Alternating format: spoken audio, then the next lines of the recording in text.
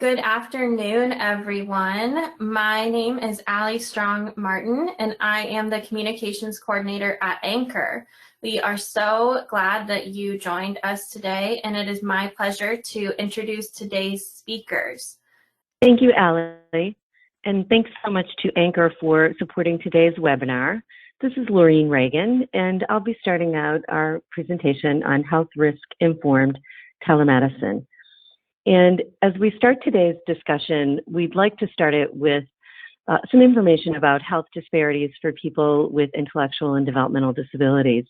There's been lots of information in 2022 published about health disparities for people with IDD and the impact that these disparities have on their health and well-being. And we'd like to be sure that we create a strong foundation for today's discussion by talking about a couple of key points. Health disparities, as most of you are probably aware, are the preventable differences in disease, injury, violence, or any other opportunities to achieve optimal health. And these are disparities or differences that are experienced by socially disadvantaged populations. Many of you have seen or read through the 2022 National Council on Disability Health Equity Framework for people with disabilities. And this is a framework that was published in February of this year that pointed out the risk that people with physical, intellectual, or developmental disabilities have for health disparities.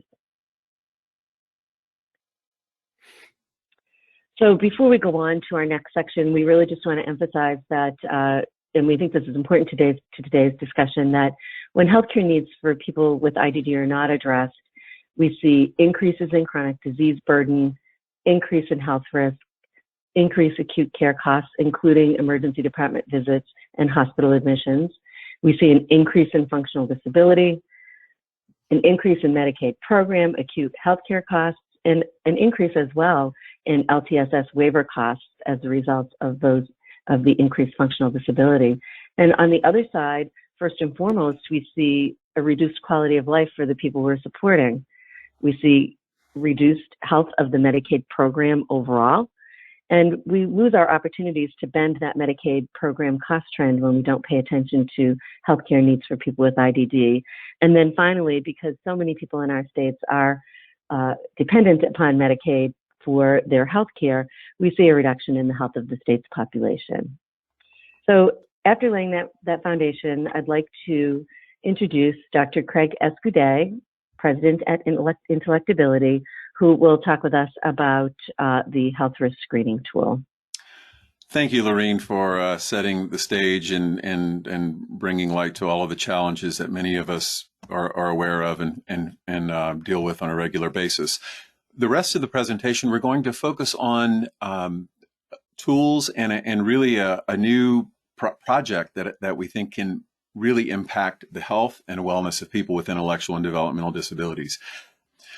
Now, we know that the health risk screening tool contains a wealth of information, a whole lot of information. But what we're looking to do here and what we're talking about in this project here is how can we provide the right information and the concise summary of the person's health risk to clinicians so that as they're seeing a person with an intellectual disability, they will know exactly where they have the highest levels of risk. So we've developed a document, and you can see that this is kind of the overview, the big overview of the document here on the left and on the second page that identifies for each rating item what a person might have and or what score they might have, and then what is the clinical significance of that document. So where will, if a person has a higher risk in a particular level, then that would be flagged, and it would be flagged in a way that would help a clinician be able to take a very quick look and get the information that they need. The idea and what we're talking about here is that this information and the concise picture of the health risk would be auto-populated into the electronic health record system that the clinician is looking at in real time when they're seeing the person. And those areas that score high would be highlighted, and the clinician can dive deeper to look at the expanding scoring descriptors with just a click if they want to go further into it. So the goal would be to provide clinicians with concise, relevant health risk information to guide clinical decision making in real time. So I'm going to turn it over now to talk more about StationMD. I'm going to turn it over to Dr. Trivedi and to talk a little bit more about this effort. So finally, I just want to talk real briefly about the interface, and really this is the meat of what this presentation is about our partnership with StationMD platform and the services we provide and HRST. So number one, it provides access to this data about the individual that we are making a clinical decision on. We have connected to HIEs and other health information systems, as I mentioned, also paper, such as the binders, but to have information that's concise, that has been validated, and supports my clinical decision-making as a physician and our physician's decision is really a game changer. We're able to look quickly at what that HRST tool has provided us, and then come up with a treatment plan rather than sifting through pages and pages of information, if we have that.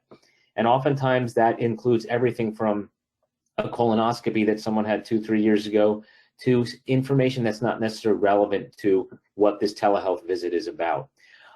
It oftentimes expedites our evaluation, definitely reduces the need for unnecessary testing and diagnosis, and really allows us to stratify how that individual needs to be treated depending on what level we see and depending on the information that we are provided. One of the things that we have discussed when doing this project is the more information, the better your decision can be, but you can also be overloaded with information and you never will come up with a quality decision. And this combination of these two, I think, modalities of delivering care really ultimately will propagate that decreased ED use. And ultimately, what we're all looking to do is improve the health outcomes and the quality of life of the individuals that we serve. Next slide. I actually have to update this slide. This was an older slide where really has shown that it's actually more like 92% of the individuals that we see we are able to keep in their home setting, meaning we don't need to send them out. So 9 out of the 10 times when StationMD gets called in conjunction with using the HRST tool, we think this will be even better. We're able to avoid ED visits. Well, I think I'll turn it over to Jessica. Thank you. Yeah, thanks, Dr. Trivedi. Can you hear me okay? Yes. Yeah. Great. Hi, everyone. It's great to be here today, even if it was last minute. And just really happy to be here with our partners at StationMD and IntellectAbility, and to have a chance to show you how this is working and contributing to really great outcomes at a state implementation level. So a lot of times we, as states and individuals as providers in states, are thinking, you hear about these great new partnerships and projects that are going on, and you're thinking, how do we get to that in our state and make sure that we have the best service for the individuals that we serve? So I am the director for our Developmental Disabilities division, but I'm also a family member. My husband and I have 5 daughters, and our oldest is 18 and has a developmental disability and needs a pretty intense level of behavioral support. So I'm coming at it kind of from both angles. And if you go to the next slide, really try to live the mission of, we are modernizing our entire health system at the Department of Mental Health, where we are enhancing the service models so that we can improve total health, because without your health, you can't live your best life. And that's really what we're here to do. Going through the next few slides, that is data that we have collected from our NCI survey, and really led to great data to help our legislature and our governor understand why we needed to make the investments in the health risk screening tool and why we needed to make the investments into StationMD. So StationMD in Missouri is I'm very happy to say, officially an HCBS waiver service. We have 4 1915C waivers in developmental disabilities, and it's offered to all of the individuals that receive waiver services.